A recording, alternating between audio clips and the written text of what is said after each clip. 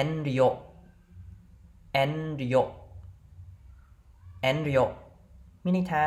គួសមចេះគិតឬក៏តម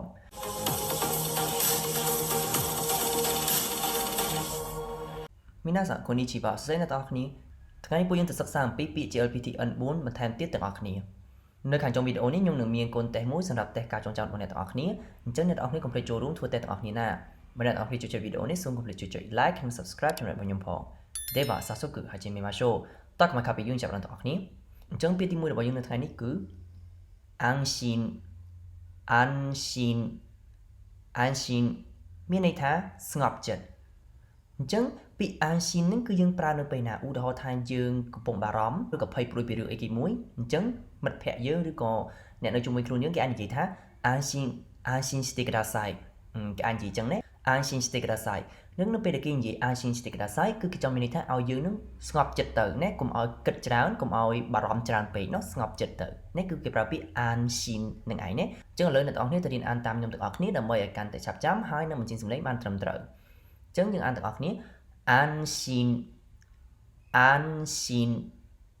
安心មានន័យថាស្ងប់ចិត្តអញ្ចឹងយើងទៅមើលពាក្យបន្ទាប់アルコールアルコールアルコールមានន័យថាគ្រឿងស្រវឹងឬក៏អាល់កុលណាអញ្ចឹងពាក្យថាអាល់កុលហ្នឹងគឺយើងអាចបកបានពីរណាទីមួយគឺមានថាគ្រឿងស្រវឹងតាក់ទងទៅនឹងភេសជ្ជៈដែលមានជាតិអាល់កុលគឺគេហៅអាល់កុលនឹងឯងណាអញ្ចឹងមួយទៀតគឺយើងអាចបកថាអាល់កុលឧទាហរណ៍អាល់កុលដែលយើងដុតណាដុតឆេះអីហ្នឹងគឺគេប្រើអាល់កុលនឹងឯងអញ្ចឹងឧទាហរណ៍ថាអាការកូវីដគឺគេប្រើអាល់កុលលាងដៃច្រើនអញ្ចឹងគេនឹងប្រើពាក្យអាល់កុលនឹងឯងណាគឺមានន័យថាទឹកអាល់កុលដែលយើងបាញ់លាងដៃកម្ចាត់មេរោគហ្នឹងគឺគេប្រើពាក្យអាល់កុលនឹងឯងណាអញ្ចឹងឥឡូវយើងទៅអានទាំងអស់គ្នាអាល់កុលអាល់កុលអាល់កុលអញ្ចឹងចំពោះពាក្យនេះអ្នកទាំងអស់គ្នាត្រូវប្រយ័ត្នការអានគឺកន្លែងខូ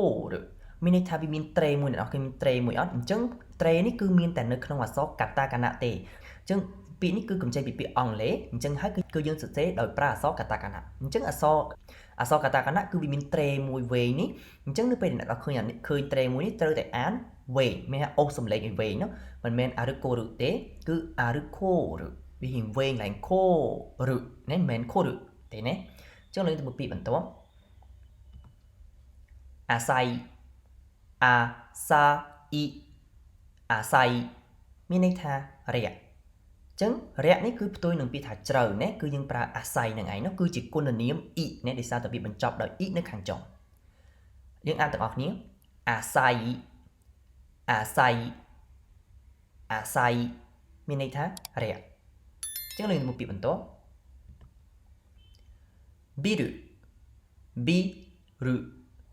ប៊ីរុមានន័យថាអាគារអញ្ចឹងឲ្យតែតេតូនទៅនឹងអាគារគឺយើងប្រើពាក្យថា biru ឧទាហរណ៍ថា kono biru ga takai desu មានន័យថាអាគារមួយនោះខ្ពស់ណាស់ណាគឺយើងប្រើពាក្យ biru នឹងឯងណាប៉ុន្តែពេលអ្នកទាំងអស់គ្នាអានត្រូវប្រយ័ត្នបញ្ចេញសំឡេងបានត្រឹមត្រូវគឺ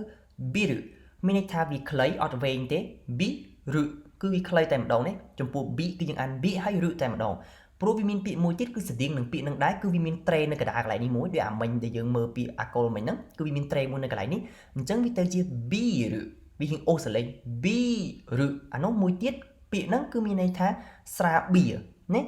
អញ្ចឹងហើយអ្នកនរគ្នាពេលប្រយ័ត្នផឹកស្រាបៀរទៅជាផឹកអាគារព្រោះនៅពេលដែលនិយាយភាគច្រើនច្រឡំគ្នាច្រើនមែនតើព្រោះថានៅពេលដែលចង់និយាយថាផឹកស្រាតែបែរទៅជាផឹកអាគារវិញមិនមែន biru អីណាទៅជា biruហើយនៅពេលដែលចង់និយាយពីអាគារទៅជានិយាយពីស្រាបៀរវិញព្រោះថាយើងអានអត់ត្រូវយើងបញ្ចេញសំឡេងអត់ត្រូវគឺវាទៅបដូរពាក្យណាបដូរពាក្យបដូរអត្ថន័យអញ្ចឹង biru អត់ biru ទេណាកុំអូសវាយើងអានទាំងអស់គ្នា biru biru biru មានន័យថាអាគារចឹងឥឡូវយើងទៅមើលពាក្យបន្ទាប់ boeki boeki boeki មានន័យថាពាណិជ្ជកម្មអញ្ចឹងអ្នកនរគ្នាដឹងហើយពាណិជ្ជកម្មមានការធ្វើជំនួញですねអញ្ចឹងចំពោះពាក្យ boeki ហ្នឹងក៏ដូចគ្នាដែរនៅពេលដែលអានគឺយើងត្រូវប្រុងប្រយ័ត្ននោះគឺយើងត្រូវអានសំឡេងរៀងអូបន្តិចចំពោះអក្សរ bo ですね boeki ព្រោះ bo គឺមានអ៊ឺណាមានន័យថាមានសំឡេងអូហើយមានសំឡេងអ៊ឺទៀតអញ្ចឹងយើងត្រូវភ្ជាប់គ្នាអានវែង bo អត់អានថា bo ទេកុំអានថា bo eki ណា bo eki វារៀងអូសបន្តិចនោះអញ្ចឹងយើងអានទាំងអស់គ្នា bo eki bo eki bo eki មានន័យថាពាណិជ្ជកម្មអញ្ចឹងនឹងទៅមើលពាក្យបន្ទាប់ bujo bujo bujo មានន័យថាអ្នកគ្រប់គ្រងឬក៏ប្រធានណាអញ្ចឹងយើងអានពាក្យនេះគឺដូចគ្នាដែរយើងត្រូវអូសសំឡេងជោរៀងវែងបន្តិចណាមិនមែន bujo ទេណាគឺ bujo រៀងអូសជោឲ្យវែងបន្តិចអញ្ចឹង bujo ជូរថាប្រធានក្រុមហ៊ុនឬក៏អ្នកគ្រប់គ្រងនៅកន្លែងណាមួយជាមេគេណាគឺយើងប្រើពាក្យ bujo នឹងឯងនោះគឺយើងតែងតែហៅគាត់ថា bujo មានន័យថាអ្នកគ្រប់គ្រងឬក៏ប្រធានណាជាងអានទាំងអស់គ្នា bujo bujo bujo មានន័យថាអ្នកគ្រប់គ្រងឬក៏ប្រធានជាងនឹងមើលពាក្យបន្ទាប់ daiji daiji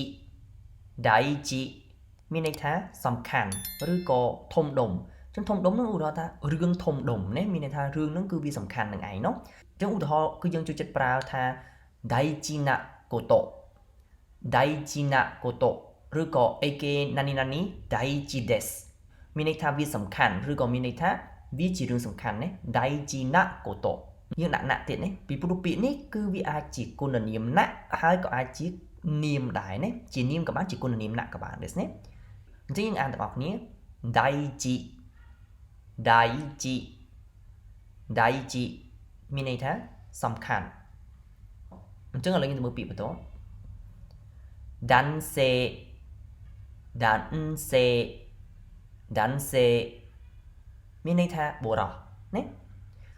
ចឹងពាក្យ danse នេះអ្នកទាំងអស់គ្នាបើសិនជានៅជប៉ុនគឺនឹងឧស្សាហ៍ឃើញនៅពេលដែល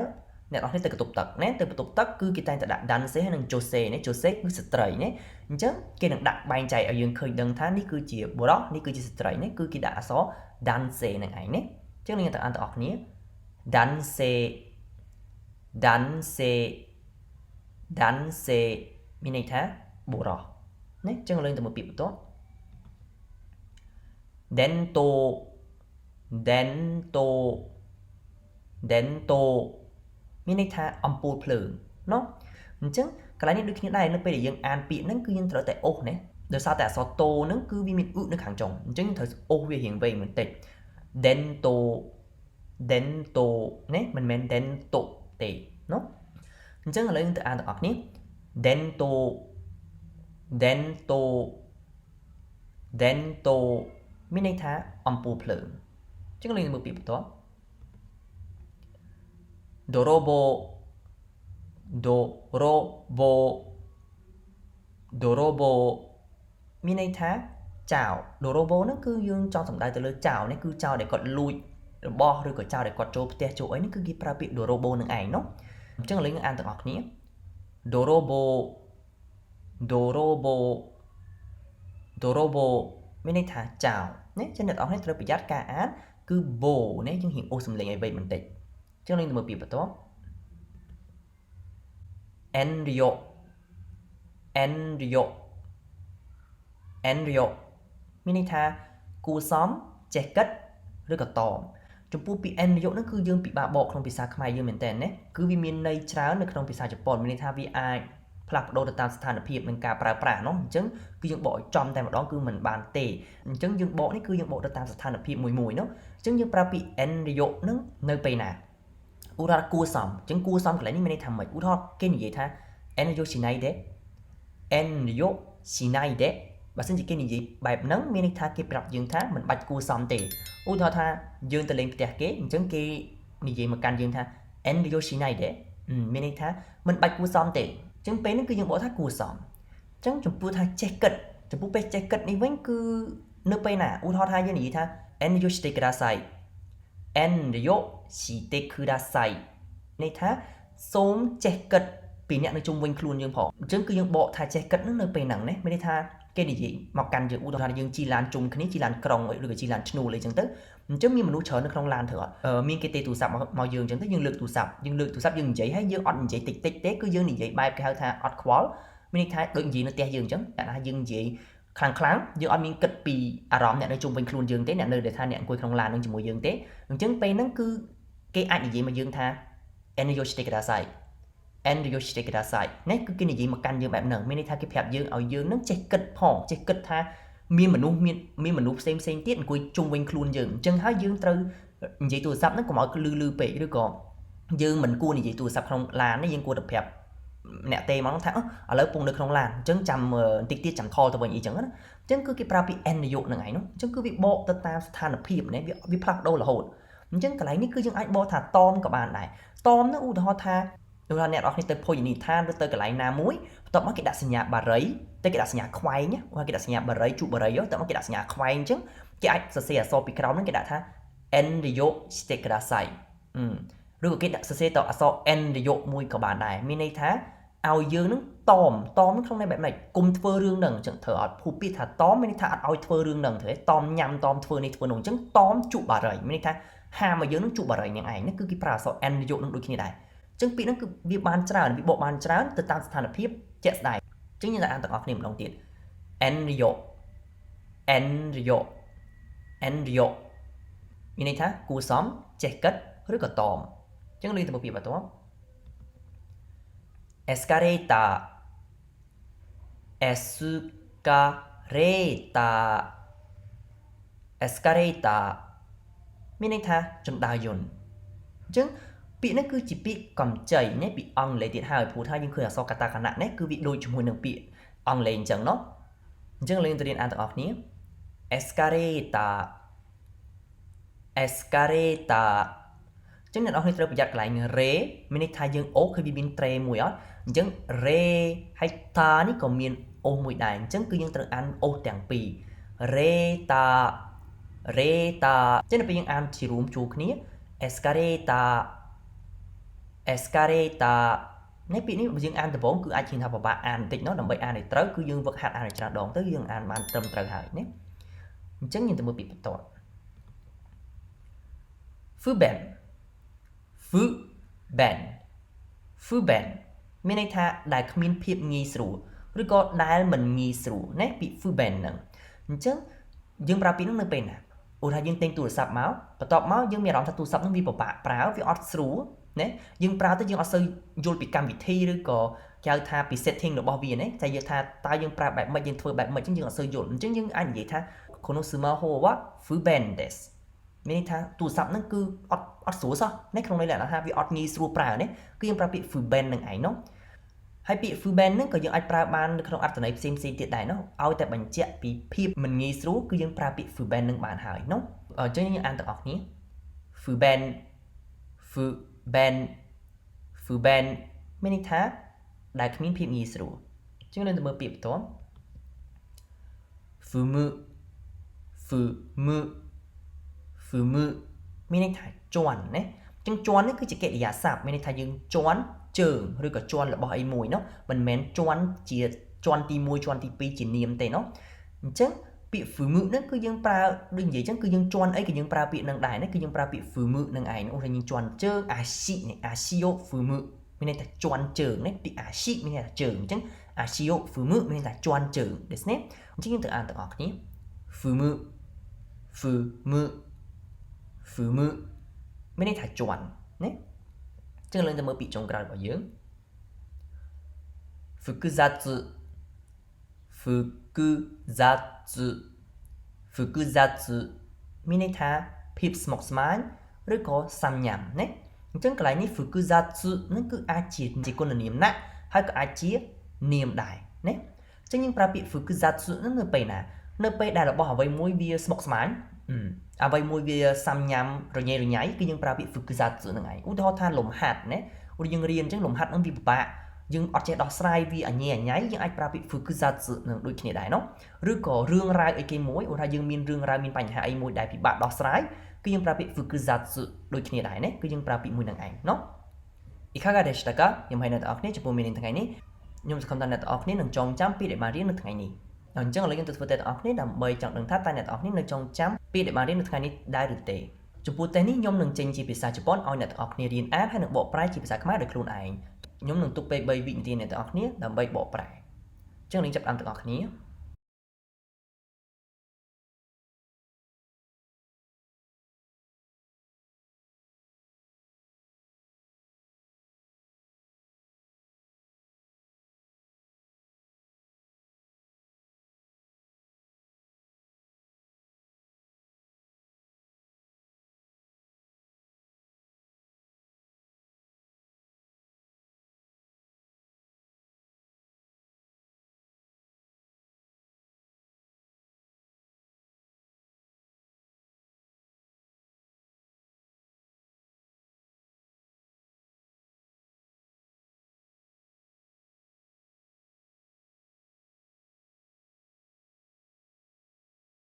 ចាំមិនឲ្យអ្នកទាំងអស់គ្នាតើអ្នកទាំងអស់គ្នាធ្វើត្រូវទាំងអស់ដែរឬទេចំពោះអ្នកដែលធ្វើត្រូវទាំងអស់មានន័យថាអ្នកទាំងអស់គ្នាបានចងចាំអ្វីដែលបានរៀននៅថ្ងៃនេះរួចហើយ